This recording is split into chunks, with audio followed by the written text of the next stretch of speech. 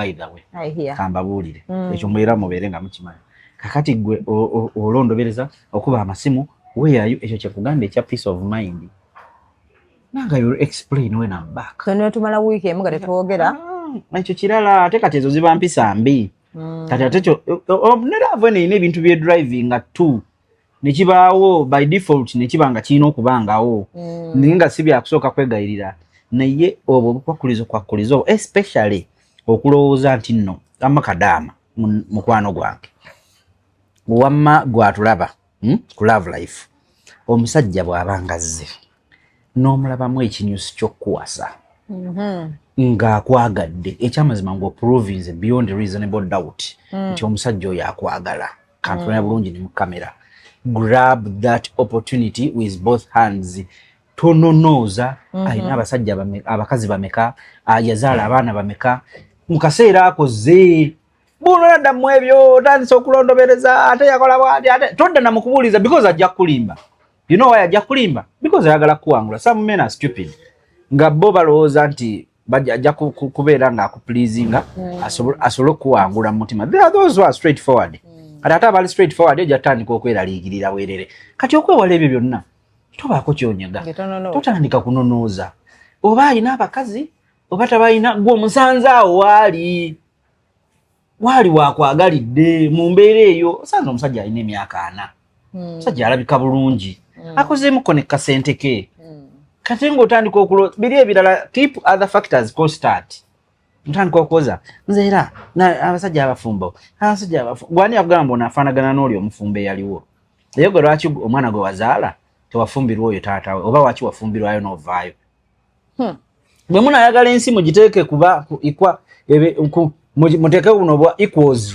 buli lwogira noteeka equals mu real life gwoba owedde real life tebaamu equals tebaamu equals banaffe abagoberera Biva Organic and Natural Products mwebale kutambula naffe mwebale kwagala misomo gyaffe mwebale kwagala services zaffe tusingaanibwa wano Mengo opposite ne Masengere oba Mengo opposite ne CBS ku luguudo oluyitibwa Hamukasa Road gwalina endwadde eno ekusumbuwa funa akaddo tukyalireko ffe tukola amajaani agayitibwa gift green tea gano agayamba okukendeeza embuto ennene bantu bangi balina bw'oba oyagala okukendeeza olubuto jangu ku Biva Organic ofune gift green tea ogatteko n'amajaani agayitibwa acacia ne okula tea obikozesa okumala omwezi gumu tojja kusigaza buto ddene eryo ly'oyina tulina akadagala kaffe akayitibwa cough doctor eri abantu abatawanyizibwa ssenyiga bw'oba otawanyizibwa ekifuba nga kikulemeddeko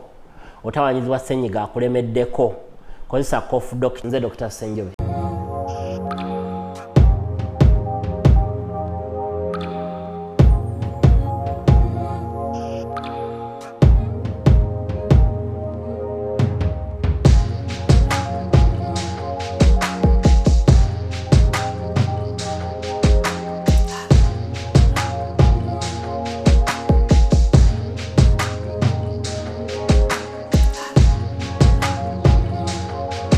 Are you ready? Ready. Ever ready. Mwali mwetaga kucharginga. Twetaga recharging. Sirina ko binyebwa. Wali olidako no tabla no seka. Binyebwa ne greens. Nakati kubera disgusting ngo badde n'omuntu wo. No kirabanga kuliko ekinyebwa kuli nnyo wano. Abanga kuliko ka green wano. Na smile. Data smiling naleta emimwati. Mama amemwajireta kulika amanya nacho ba kugambye ndobo olete mochi ojita boti atojireta amanyo ogize boti nti muli tomanyi mu lulimi rotatingira muli munda gwe tomanyi na kisinga mwana n'abadde ki kabulengane kisi katika nkubide wotukira okukola boti olulimi kulwetoloza mbana soso kulaba emimwa nesoka ndaba n'abantu ndabasajja nga balabika bubi emimwa n'amannyo nasobola gwe ante katawumba swa kukisinga obonne mi ekitegeeza omugazi agaana kisinga omuntu aba amwenyinyala aba kwennyala nemuli mwasale ng'oli tayagala kisinga waliwo nga taka kisinga nga naye n'abakisinga ng'aluma bulumi anti kyekyo nga experience ye yasooka yalimbi kati first kiss yo yali tewaliwo abafuna first kiss ng'oli yali amuluma yamusiga amalusu ye nayinayina kati simanyize first kiss yo lwaki omuntu bw'aba kisinga azibiriza because you have to feel bafiringi batuwulira kuva mu bugere eno wansi nobufiringa kaera nze namala ngezako okukisinga for some reason nenzigulawo amaaso ng'otunula appetite egenda you're supposed to close your eyes oba otunula ki banti babuuza olimbe kati akanyeebwa akali ku linnyo ne kagurini akali ku linnyo nabuno bwa white omanyi wali abantu aboogera ennyo nga ayogera nnyo ebigambo ne babingi kati wano amalusu ne gajja ne gafoominga foomu wano mu nsoda kati efoomu nejja nefoominga ekintu nga kiringanga oba nkiyite white obubeera mu nsonda ekyovu ekyo katheni n'obujonjo some people wake up nga balina obujonjo ate abalala tebabeera nabo kati waliwo n'ababaamu nabo ne bujja ne bukula naye kati bw'oba na byonna ng'okulukusa wano engeregeze wano ng'olinamu white mu egi z'emimwa kyova bagamba olina okukola ki olina okusooka n'obeerako n'omuntu n'omanya oba omalako naye singa omusajja oba ng'omwagala nnyo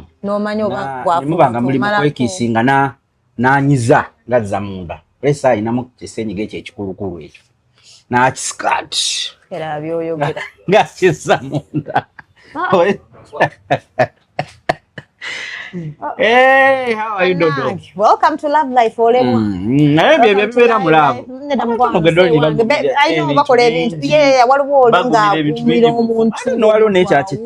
Kamwa n'ogamba. Utabiwulira. N'ekyo kibanga kya by the way ekyo. Ebisi bye bimu ku bintu n'amuntu byako. Anti zibinsesemya. Bwunya akamwa nnyo yes mapira ngena sese. Atebo sese mabo byono. Exactly because you know what omanya akamwa waliwo akamwa akawunya guno. Mugamba munno. Waliwo ogwogamba n'anyiga then waliwo ogwogamba nga kirabika ki waka okireeta bubi bw'aba patanaawo bw'aba ng'awunya akamwa nga patanaawo okola otya omugamba otandika gulagulayo abawala nabo baavu nnyo banaku naye singa obanga olabye omwagalwa awo naddala nga musajja ng'awunya akamwa gendako mu supermarket gulayo ku buntu obwo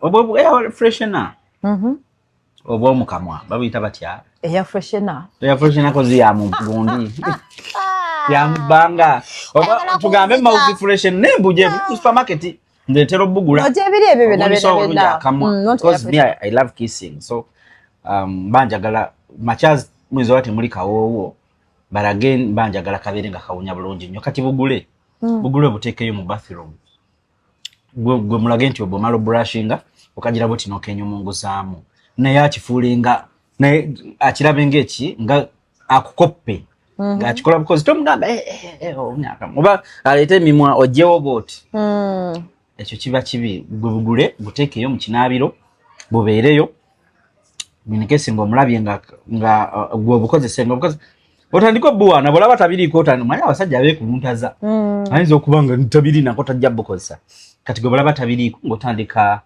mpola ng'otandika omulaga omubuuzabuuza naye lwaki tokakozesa kalungi kawunya bulungi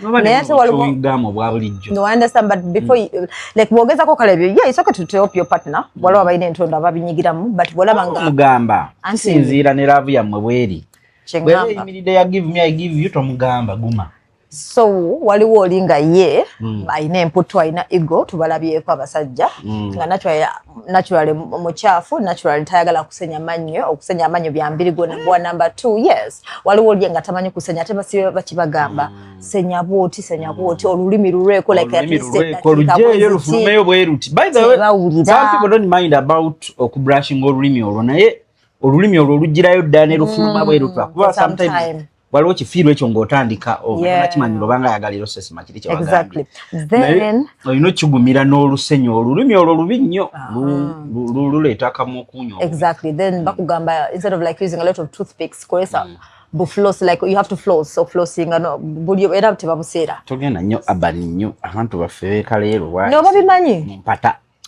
babumanyi flossing kata basinga bimanyi naye obanga tosobola flossing which is okay yes babikozesa kati bagamba flossing nonze ababisobola then those who can't they always tell you to at least try to rinse cold like you know even with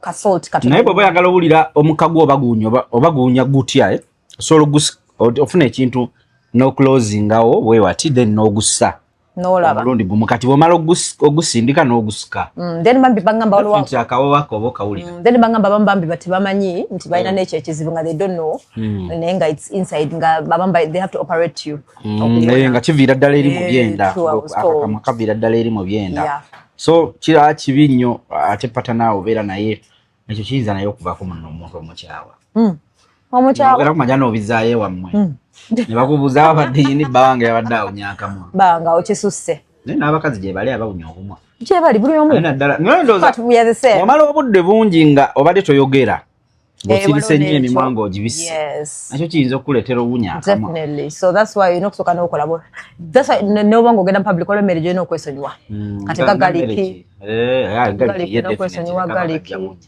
galiki obutungulu ebyewunya mukamwa obutungulu obubisi waliwo abagayo kategeereka naye waliwo oguli oguwoowo ogulala oguvaayo ogwo nga tegutegeerekeka bulungi nnyo ekyennyanja kyo kiwunya mukamwa manyi just ngalo ate ekyennyanja kiwunya mukamwa engalo ekyennyanja ekibadde kyewaakalya kibeera kalekaleko dani ekyennyanja ekyasuzeewo mukwano bw'osuza ekyennyanja akawoowo akasuzeewo ak'ekyennyanja oba empuuta ng'omanyi gy'obeera ogenda okukoma naye nga obuyonjo kintu kikulu dodo laba bino ebintu by'omukwano obuyonjo kintu kikulu nnyo mu relationship ate abantu abamu bakibuusa amaaso nobeera ne pata naawo n'abeera bush n'azika naye nga tukifaako so ng'ate naawe nyini kikuyamba olaba ng'azise ng'ogire omuyambako olaba nga tayagala kunaaba bagamba omusikiriza mpolampola nemugala nemunaba mwenna naavu netambula mpolampola okusinga omujajinga naye ate omusajja oba kalekaleko bw'abanga tayagala kunaaba naye omukazi bw'abanga tayagala kunaaba olwo omuva mu sakkumu n'olwo kiki ekiddako nga anaabako bitundu anabyeko ebitundu nabaakuyambye waliwo mbwe yeebakirawo neyebaka tebikola gaamu nemanya nze simanyi ndabanga gaamu akola nakwala nze simanyi toli exposed ebintu bino munayisaako no nze sitya seyisaako because I'm not because nze munange but ndi mukiga sitya ate seyisaako because I'm not because I look exposed but I like I'm exposed tewebakangako in other why would I ngokoye no I can't ekintu kiri rule number one rule number one ze sina bamazi ganyuguga n'abagabuguma so kati sina kyeneekwasa hita eri wali okujjako nga ate after the first round I have to bath run ate tokikola ekyo lwaki nga mugenda kuddamu nga bakiteekikola why because if you are still continuing okujjako nga the game is done ne bwe mubanga mukyagenda mu maaso tekiri advisable kikola waki kati oba oli mu kusaabulula kirungo ate batya bw'obanga the first round is done togenda mu kigo okujjako nga waliwo abantu wekimanyi nti there are many people nga bafumbo naye nga it is just one round nga which is okay naddala omukazi bw'agetinga to the apex to the top n'abeera satisfied aba tayagala kuddamu gye bali abatonotono abo but again waliwo this guy nga ye alwawo kati mu kulwawo oli na climaxinga then gwe noba nga tonnaba kati ate gwe wogirira ate oli ng'akoze eki ng'apiikinze those nga tapiikinga ye aba tapiikingirako ddala nga just ayagala naawe you done okirekaawo kati ate kati oli bw'aba apiikinze gwe ng'obadde ogize jjukirayo olwedde aba apiikinze kati gwe ne bwe climaxinga era ogattirako bugattirizi ng'oli akyalize maybe in the middle of it muyinza ogamba nti it is too much kati soka tugire naye nga mwemi temuna climaxinga the second time kati awo togenda kunaaba just leave it if you know there's going to be a second round because the other semen is still there. You leave it there. Berem that kagundi series thing. Kaberenga kachale. But the moment you put water there, byonna bino ogenda bisaabulula biveeyo. But then they say so igizayo n'amazzi kati ate wannyogoga. You get. Waliwo abantu abali naturally nga bali warm. Never gaba at least after sex they say we women we not get enough at least. I think you've heard about that. Yeah, I heard about it in science wa to flashing out infections blah blah blah. Ekyo flashing out nawulyako n'olubuto mbu walimu abantu nga flashing out.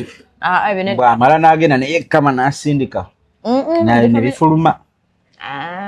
Mu family planning yedda nga yatugamba bwetyo ebakolanga naye simanyi babyakolanga. Kati waliwo ababikola era kyemmanyi abantu ababiraba. Olaba I don't know. Birabikira bikola. Bw'atolooza omuntu ayinza olemera ku kintu nga tekimukolera. Kitabireka bibakolera. The same applies to withdraw. Era bw'oba omaze withdrawing and kiri advisable okukola ki? Ogenda withdraw bebale. Owulira nga tekisoboka. Yeah, would remember I'm saying I've had men say, you know, withdraw sinyango kati nabo abakazi mbaba nyango withdraw nyango kujako nga abakazi bagamba nti sometimes bwe bakola withdraw then now gamba omusajja nti no boyfriend won't enough nyo lubuto they always bakaya nabagamba tekisoboka na withdraw means tetera kumbedoza baba bakoze mistake bale twogera kiri nti bo withdraw nga nogena nofuka definitely oba tosaba mofonisa nokomawo bo withdraw then you go nofuka nokomawo batosobola mofonisa but kisinzira anyway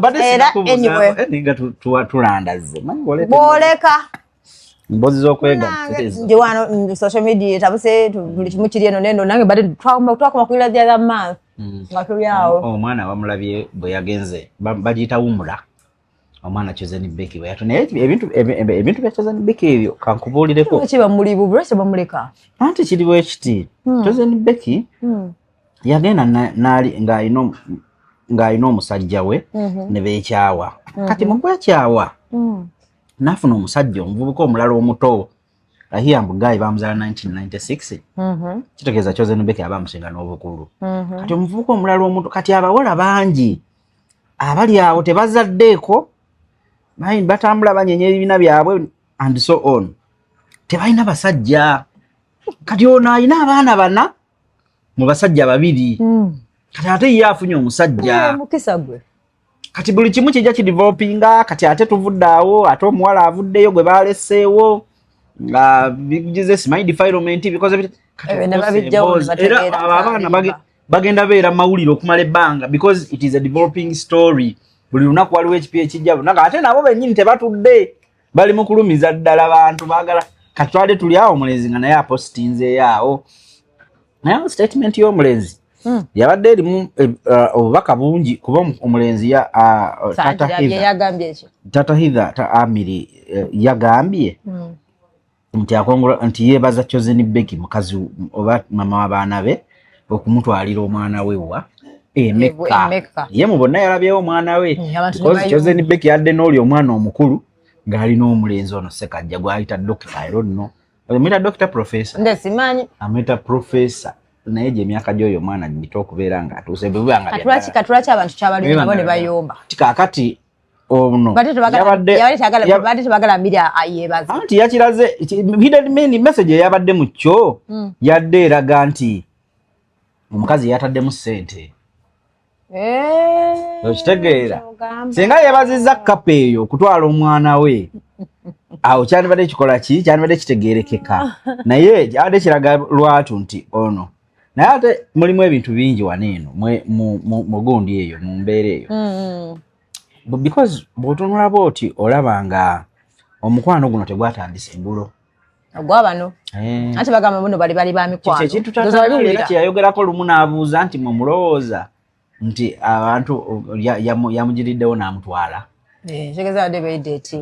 kati bane kyokka ate ekisinga okuluma mu scenario y'ono nti ono yali mukwano gw'oli nga yabakuba ebifaananyi ne bubeera lezi ne bamutwala waliwo gundi mwenna nga mwali mukuba waliwo embeera nga yaliwo nga mwenna at one time ti mwakubako mwembi togimanyi nti ekyo kiyinza okuba nga kyaliwoko because if you tell me nti nno ono nga yakavaawo gwogase bane kansooke ntekemu kututa wano manyi twakula tunywa amata gano wenywere mama aye tegalina kyegamba oli oyagala kusala mubiri nena nenzijukira nti nina ogusa ate nembyerabira kozi wangamba wanumiredde tuleke banda era nkuido sawa amatawa agwo kyalina kwebe ne sukali nteekamu wali wangamba siddamu kunywa sukali sokubeeko mama nyabo nze ngamba walmiradde waliyo okufa mukwano nze nina emyaka 34 ebbuto live waliyo okufa kati gwe kyogamba nkyaweza emyaka 5 ku nsi oba enkaaga togenda tuukayo bwe naaba nfiiridde mu 8 nkyagaweza 5 naye si kyangu nawe waffe tuwangaala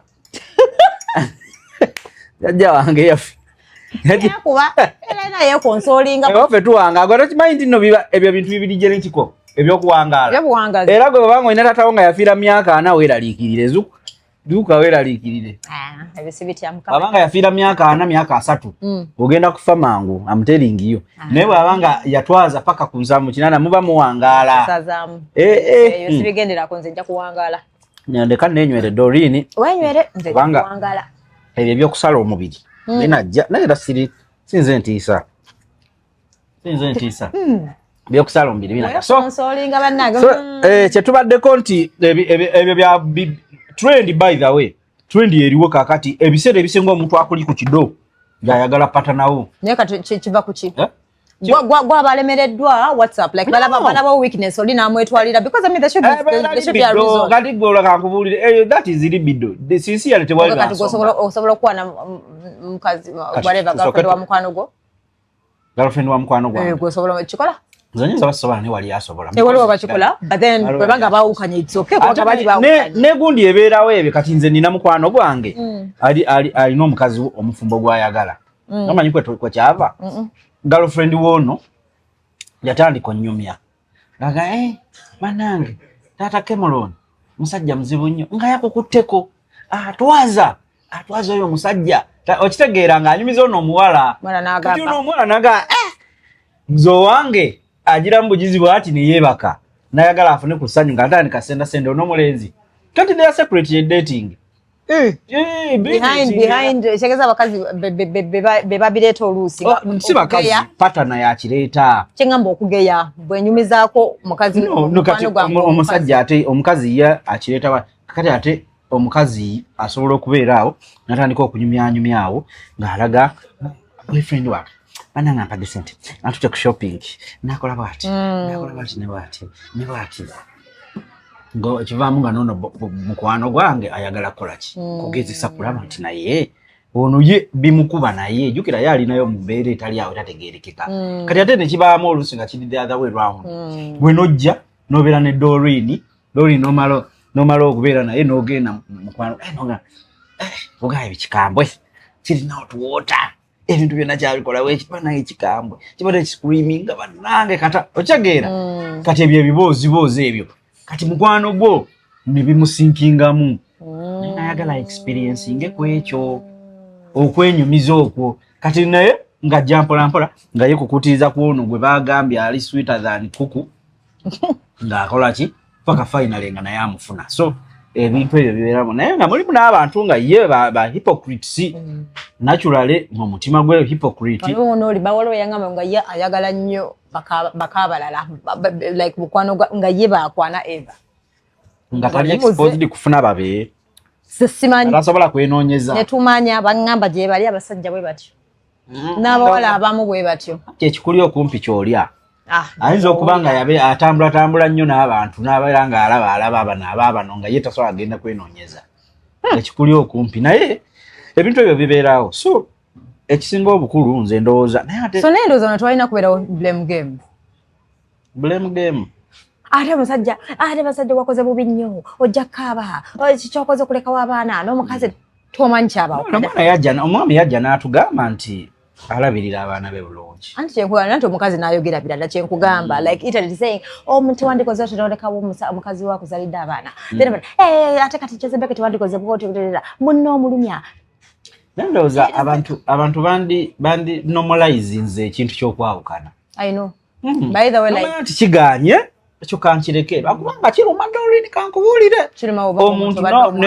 n'omuntu nemuba nga mwakawukana bwe muti nolaba nga ayingizaawo omuntu ate ng'omuntu abadde close naye naye ngo baali baayawukana kiruma wadde ne bwe giba myaka emeka naye omuntu ayingiddewo kiba kizibu nnyo okulowooza nti abadde yakajja, kiba kizibu nnyo era nze nadvising abantu okwewala entalo na biki byonna byonna singa obanga oyawukanye n'omuntu funa omulala nga tambaddeeko kakwate tali musaakoze ezo naye byagamu musajja bababba batukubba batya naawe musajja bamubba anti kati tukubba batya because bamubbisa mbeera musajja wange oyinza oba olina byokola ebimumalako emera nti twagala peace of mind Omanyi naku zino tunoonya peace of mind. Mpozi eriwe wa mumanyi buli omanyi engeri kategeye eriwa. Peace of mind neba nga tejja nga togirinanga nakumalako mirembe. Mukazi just kumalako mirembe.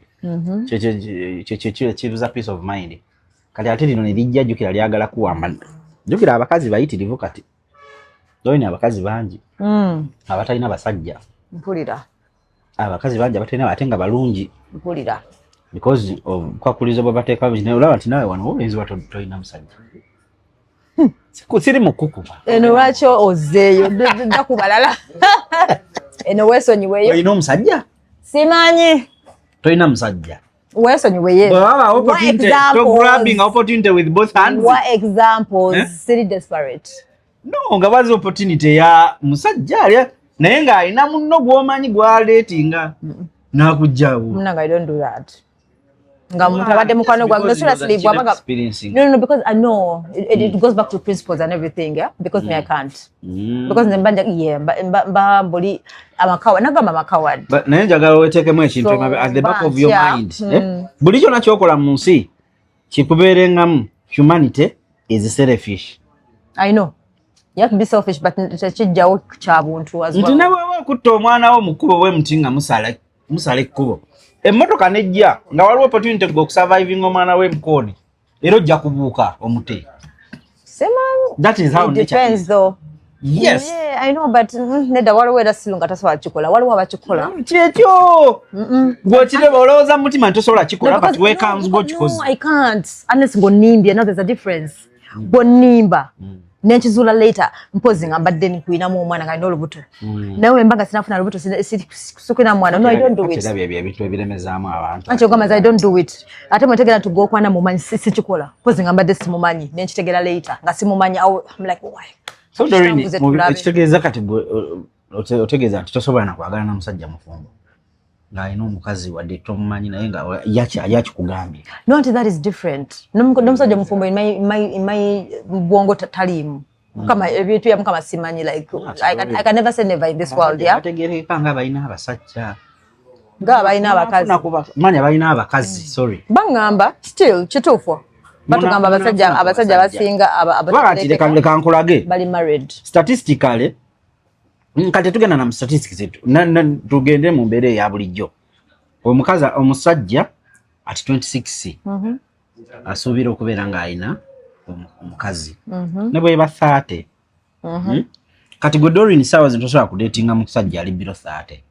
Si bwe kiri? Ali below 30 sobola. Below 30 tosobola. Nope. Kati ddala ogenda kujjawo omusajja ali 36 oba 35 to 40 gw'oyagala nga gwe wali wamuteekaawo ng'ekityaku omukuumaawo nga wasaba Katonda kumira ekisajja kyo kibi nga tali important talina buzibu na musajja wavunanyizibwa kera kumakya n'agenda n'akola ssente ze n'akomawo muvumbi n'ebyokwekubagiza mbuwa abasajja abali singo gye bali gwe ewammwe muzika abantu bameka ku kijja ng'omukazi w'omuntu ye yafudde anti beekwasa bayinza okuba yafa ayinza okuba baayawukana gwe lwaki oyagala nnyo osabirire abantu abaayawukanye gwe grabbing that opportunity. How sure are you nti ebyatwala oli gwe tebisobola kutwala?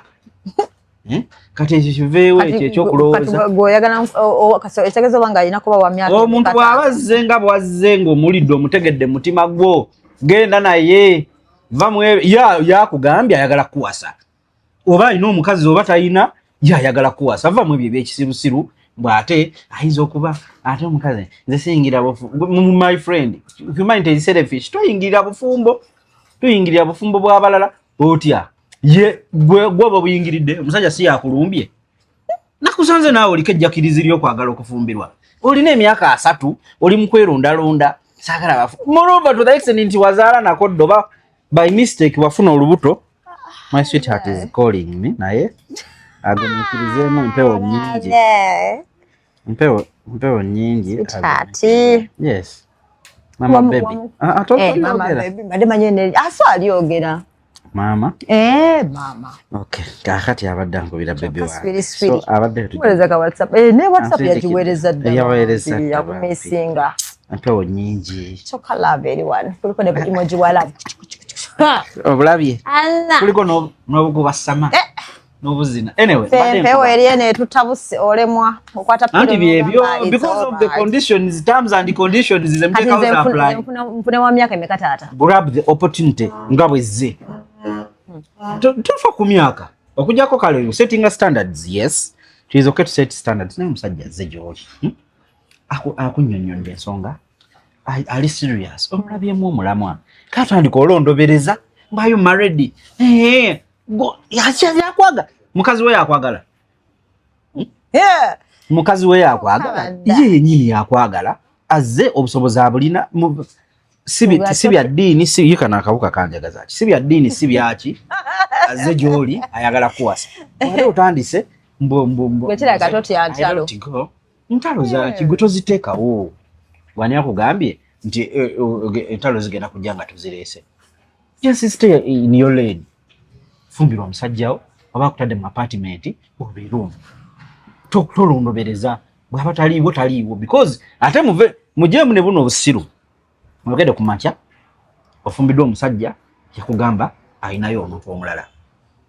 Makyazi lunaku lwo naye ate otandise okuteekawo embeera. Omanyi nti obeeri waliyo emergency. Jasoose okuyitako. Omanyi nti oba waliyo kuba abaana mwana abadde mulwadde asoose twalako mwana. Some of us prioritize our kids than you. By the way. Kambabuulire. Ekyo mubeera mubeere nga mukimanyi. Kakati gwe olondobereza okuba amasimu weeyayo ekyo kyekugamba ekya peace of mind. Nanga you explain when I'm back. Kano tumala week emu nga tetwogera. Ekyo kirala ate kati ezo ziba mpisa mbi.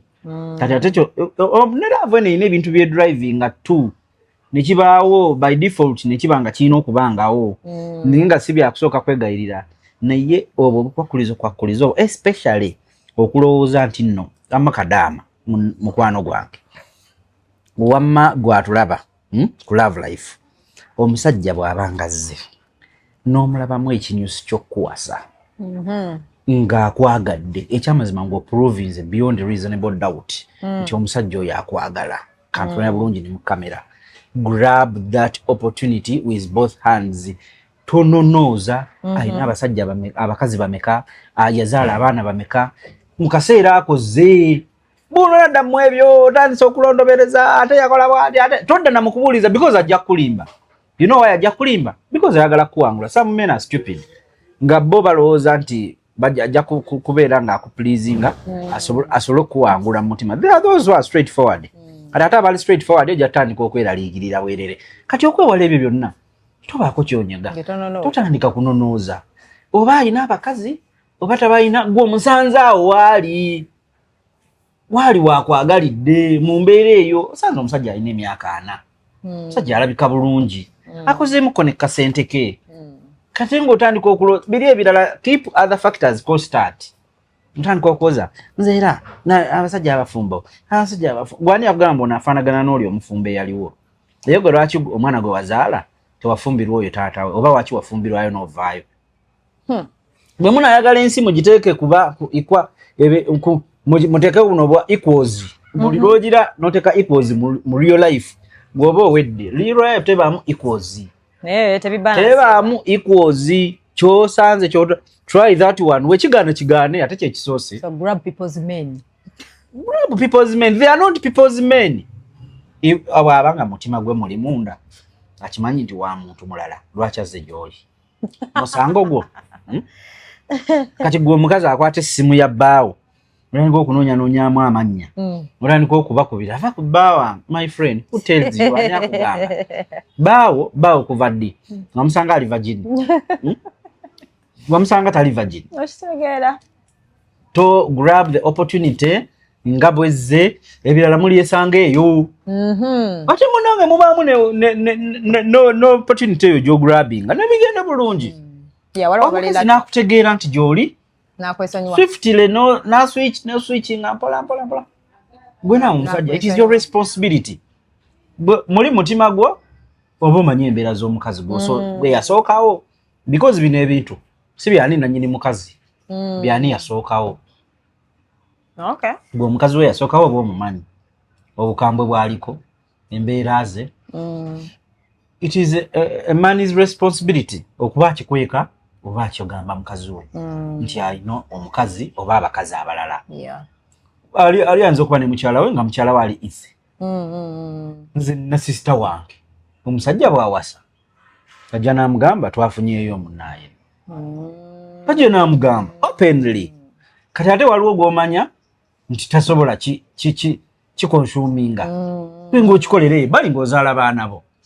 Kuzaala abaana bo baplaningire time bwe lituuka biri ejjayo bwe biraba ejjayo ate given time. Naye tutandika ate kati kana akakyala akapya ate olusibuba n'olugezigezi ate katandise okulondobereza. Nze njagala mumanya omumanyako ki? Nze njagala mumanya atumanye amanye nti nange gyendi bebyo olwolugezigezi ne bejjayo mu galalo olw'ekisirusiru bwejjayo mu galalo wejjirayo ti musajja akusanze tolina musajja emyaka gyonna oli awo wejjayo nnyini. Mbeera eri bwetyo kutegeera. So mulekere awo okuteekako obukwakkulizo obungi. Ebolooza abaana abakazi abayitirivu ab'obubina ku street singa olowooza tebalina basajja. Naye okwo okulondobereza simanyi waza you can find a woman alina emyaka 35 ali mu kurejectinga musajja yazaalako. Are you stupid? Kano omusajja yazaalako omwana akoze eki? Nze ffe waffe ebintu byakyuka. Ewaffe jjajjawo yalina ring light yakwanako simu n'ateekawo ring light n'atandika okwogera jjajjaawo. So we should settle. Jjajjaawo yavugako ku motoka automatic. Ebintu byakyukira ddala. Tuli mu .com kati gwe bw'otandika eyo mzee waffe mbofe waffe era ffe nze ne mami wange akimanyi sisobola tosobola kabakwebakeko nga bakulekawa. Kabakwebako and they are convincing you era nabo okimanyi weebaka nabo naye tebakuwasa. Okugyako nga go you chose not to get married. Nga bantu gye bali yenga mu bulamu yawandiikako mutima gwe nze I'll never get married. Era kikola tubali tunyumyanyumyamu awo nenkugamba nti naye ebintu by'okufumbira obiriko. Nze nekugamba I don't prioritize it. I don't prioritize it. Yeah. Mbadde ekikubuuzizza era mbadde neesonga. But it's not the first time I've already said it here because it doesn't move me. So if I have a ring then what? Kyenkugamba nti waliwo omuntu ye na naturally tayagala. Naye waliwo linga abyagala. I'm always happy for them. I'm always happy. I love. Atayagala obufumbo mulekerawo okwerondobereza. Oli omuntu omulala takukwatako. Mind about your business. Bulamu bwo you be selfish with your life. Bw'onatandika okukwatibwa abantu abalala ekisa my friend. Ogenda kutandika n'abaana ba street kale oba olina ekisa kingi bagenda walondayo bonna ku street batwale masomero ati munaaye bwe tukulabye toyagala muntu abonaabona era ng'olumirirwa nnyo oli omukazi mwataana mukazi munnange genda kwata abaana bonna abali mu kubonaabona batwale mu masomero kwata abakazi bonna abali ku kkuba abookyagonja ne kasooli genda obateeke mu maduuka obakolerezi bizinesi eza ati gwe olina nnyo ekisa olina nnyo ekisa munnange ate tugambe ki gwe olina nnyo ekisa era osobola kwagala musajja ng'alina mukazi we ng'olumirirwa nnyo oli omukazi bakwate gwe bali ku street gwe bali batunda gonja enkuba ebakuba bafuna omutwalo gumu oba kasanvu gibali n'abatalina kyakulya mu mayumba kola charity genda obalabirire bonna ati munange gwe olw'ekisa kye. So kintu kye mbagamba you be selfish gezaako okulaba nga omusajja wajjidde naye ate kiri vice versa. Kati olwokubanga ffe natural abasajja tulina authority ate tulina ne opportunities nti abakazi bangiko. Let's accept that fact. Mwenye waliwo ebintu ng'olina sooka kukkiriza mazima then n'olyoka moving forward. Bwe bonaabeera staaka n'ebibozibozi abasajja bangi nabo bangi naye abangi be baavu my friend including your brother and your father but the fact is abasajja batono ku bakazi. Kati gwe kimanyi nti nno ne bwe tugamba ratio y'abantu omusajja omu ayinza okubeera ng'alina abawala 3 nga bali muli mugongo ng'ate bo baagala ye ng'abaagala basalese 3 baba 4 naye ng'ate era namba esigalawo basigalawo enamba etafunye kati ekyo bwekisinkinga muggwe nti ne bwe muba basatu nga muli behind his back nga mumusimbye mu mugongo naye nga era still wasigaddewo abatafunye tusooke tukize reality statistically abakazi bangi bw'oba oyagala okakasa nti bangi genda mu mabaala osangeyo abakazi ab'obubina amabeere gasituka bwe gati batambula basagala bwe bati naye annyoka ssaawa 10 kyogamba oyo aleka omusajja mbulire kale ne bwe mubamu mu mabaala abakazi 10 baala abakazi 10 ng'aleka omusajja mbuliri olw'embeera babamu babiri waliwo abasajja munaye olw'embeera n'agamba kiwaye mukazi wange agenda akole era nga amanyi ne waakolera oluusi kajja nemu ebaala n'avaamu ku 6 oba ku 7 oba ku 9 najja n'amulinda ne baddayo waka maybe olw'embeera bati abo bali babiri ku 10 meaning tebalina basajja kati gwe don't think about kupleasing abantu balala bwe zaala baana bo omusajja akututte ewaabo oba tolina gw'osanzeeyo oba teri sister waakumanyi don't mind oba maama we takumanyi tofaayo mwina nakaakajani zinanagawawe maama we tamanyi nebagale tofa wabeewo mikwano gy'esatu oba ena egikumanya that is enough. That's enough. Teri musajja ayinza kubeera na muntu n'amuteeka newaka nga teriyo na mukwano gwamumanyi n'omu oba omuntu yenna amumanyi. It is enough. Temulondobereza nti ete oyagala kuba buli bonate bwoba wakajja bakale kiweemu obudde omuzo tandika claiming abantu okumanya after 4-5 years. That is understandable. Naye wakatuuka tonabugumya nambogo oli mufumujja mbutandika okuwoza mbuno mukazi wo tamanyi maama wo tamanyi olondobereza ki? So ka episode ka leero nako katambulidde ka. Grab the opportunity as it comes. Grab that man. Eat that man. Peacefully. Tolondobereza without fear or favor. Without fear or favor. Oba ina abakazi bano don't mind lwaze yewo getolondola lwataze it is okay because wamusanga nakukubanga yoyo goyagadde abasajja bameka abagenda okuyitako sister buli kiseera obeere nga oli akwagadde kakulekawo obeere ne body count y'abantu 5 wiiki webake abantu 4-5 bakwebakeko naye nga tewali n'omu akuwasizza kyokka nga babadde baagala. That is stupidity. Oba wagendera ki ku ssomero otyo learn to be selfish. Bonono bera said ana selfishness te applyingira mu bakazi na kibyokka byokka. They applyingira mu bulamu obwa bulijjo. Be selfish with your money, be selfish with your wife or any person. Be selfish with your life. Buli obeera ng'oli selfish mu bulamu bwo to a certain extent, to a necessary extent. Ebirambi naye ebya selfish with your money nedda. Selfish with your money.